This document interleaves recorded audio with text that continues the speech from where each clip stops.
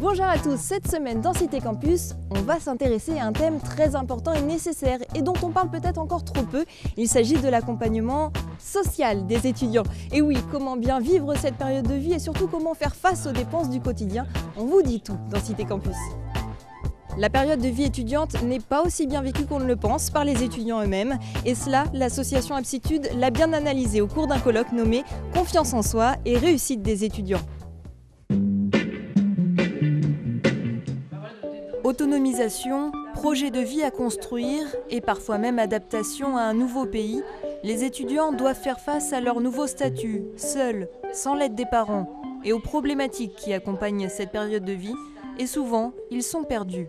Où est-ce que je vais quand je vais pas bien, vers qui je m'adresse, et même nous, quand on a pu avoir des difficultés pendant nos études, on ne savait pas où s'adresser. On était dans une école d'enseignement supérieur qui n'avait pas accès aux services de médecine préventive, et qu'à côté de ça, il y avait peut-être un besoin en termes de structure qui soit adapté, qui réponde aux besoins spécifiques de la population étudiante et de manière personnalisée.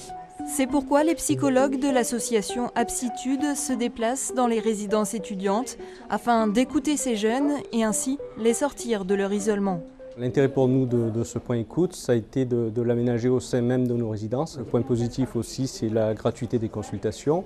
Les consultations sont tenues également en langue étrangère et elles sont anonymes vis-à-vis de la résidence.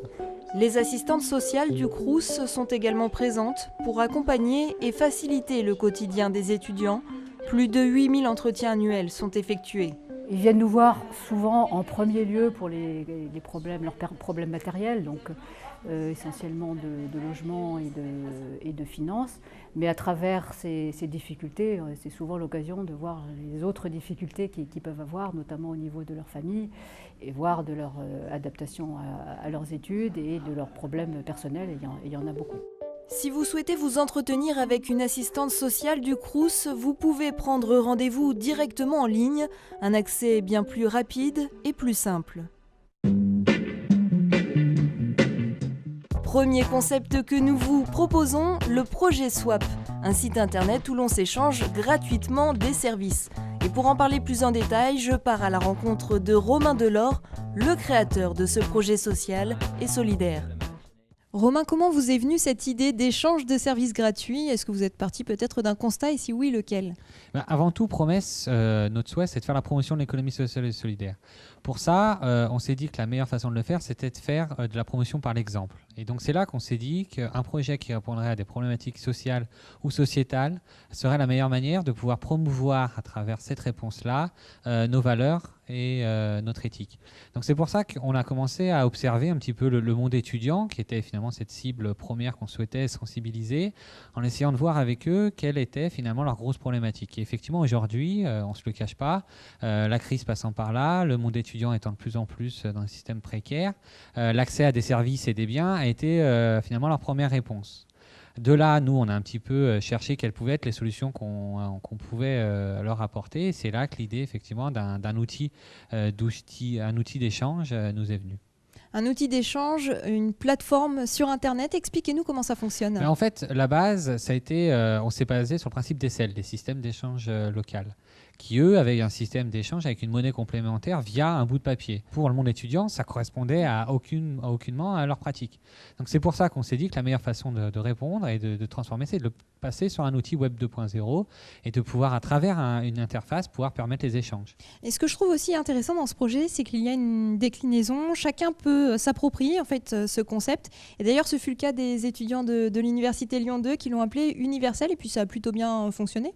Voilà, donc l'idée effectivement c'était d'arriver et de pouvoir permettre l'appropriation par les étudiants. C'est-à-dire que l'idée c'est pas qu'on arrive et qu'on implante un projet qui est piloté par promesse, mais que ça soit avant tout un projet des étudiants par les étudiants. Merci beaucoup Romain. Et justement, il y a d'autres étudiantes plutôt, qui souhaitent aussi reprendre ce concept. Je vais vous laisser leur passer le micro.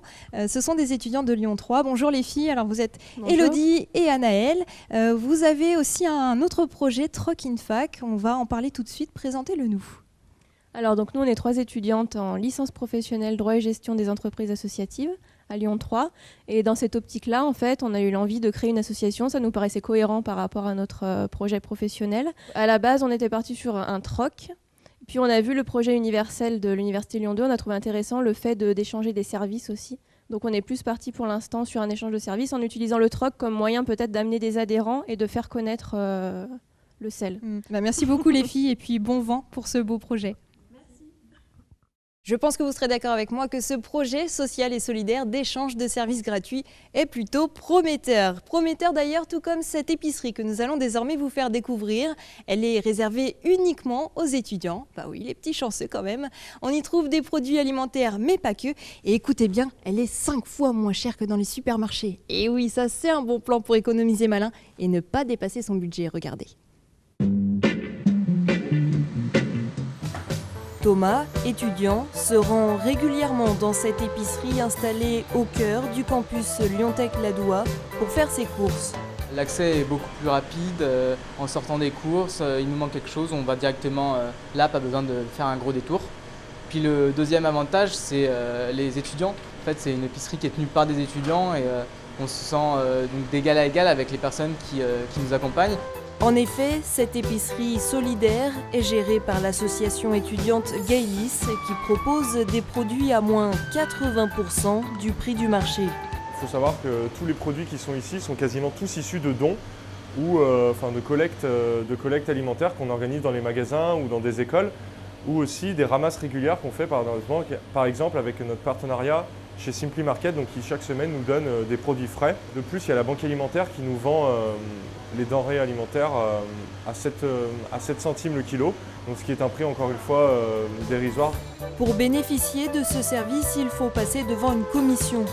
Depuis 2 ans, 150 étudiants ont déjà pu faire leurs courses dans cette épicerie et l'objectif est désormais de dépasser les 100 bénéficiaires sur une année active. Donc voilà, là par exemple, j'ai un panier à 1,23 € au lieu de 6,74 € dans le commerce. Donc c'est un réel gain. Si pour chaque panier j'ai un gain de 5 €, c'est toujours un plus pour moi en fin de mois. L'association Gaëlis souhaite ouvrir une épicerie solidaire sur chaque campus universitaire. Bien sûr, pour cela, elle a besoin de financement. Alors, avis aux investisseurs séduits par ce concept. Pour la 14e édition du prix du roman des étudiants, le jury sera désormais entièrement constitué d'étudiants et le restera pour les éditions à venir. Alors, pour celles et ceux qui souhaitent participer, envoyez par mail la critique du dernier roman que vous avez lu avant le 10 janvier. Envie d'agir pour l'égalité ? Si vous êtes étudiant ou diplômé 2013, Humanity in Action vous propose un programme gratuit de 5 semaines sur les questions d'égalité des droits, de cohésion sociale et de diversité. Alors, intéressé ? Inscrivez-vous en ligne avant le 23 février. Le 19 décembre, des représentants de Fab Lab et de laboratoires d'usage viendront échanger autour de ces nouveaux espaces de créativité collective. Une rencontre à ne pas manquer à 18h30 et cela se passera à la bibliothèque municipale de La Part-Dieu. Et voilà, la dernière émission de 2013 est terminée. On se retrouve donc l'année prochaine. D'ici là, passez d'excellentes fêtes de fin d'année. Et puis j'espère au passage que le Père Noël vous apportera tout de même de beaux livres de révision. Mais non, je rigole, profitez-en, profitez de vos proches et surtout des beaux cadeaux que vous allez recevoir. Parce qu'en ce qui me concerne, j'attends toujours les miens. Ah, ouais. Merci Boris pour ce très joli cadeau. Merci. Et au passage, n'oubliez pas tout de même notre site internet www.tlm.fr. Je vous souhaite un excellent Noël et surtout des beaux cadeaux.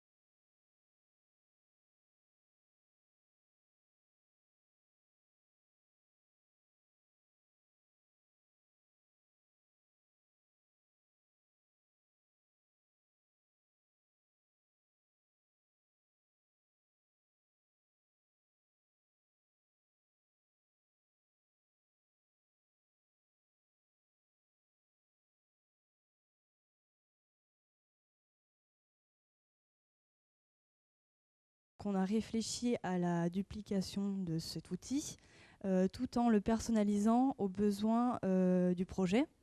Par Donc exemple, des étudiants de Lyon 3 oui, voilà, tout à fait. Mais en mettant aussi en lien les étudiants et le personnel de Lyon 3, donc c'est-à-dire les enseignants, le personnel administratif. La volonté de Troquinfac, en fait, c'était de favoriser des liens autres que des liens de subordination, d'autorité, liés par exemple aux formalités administratives. Et en fait, établir des liens peut-être plus solidaires, plus liés aux compétences de chacun, de découverte originale, fondée sur la valorisation des compétences de chaque personne.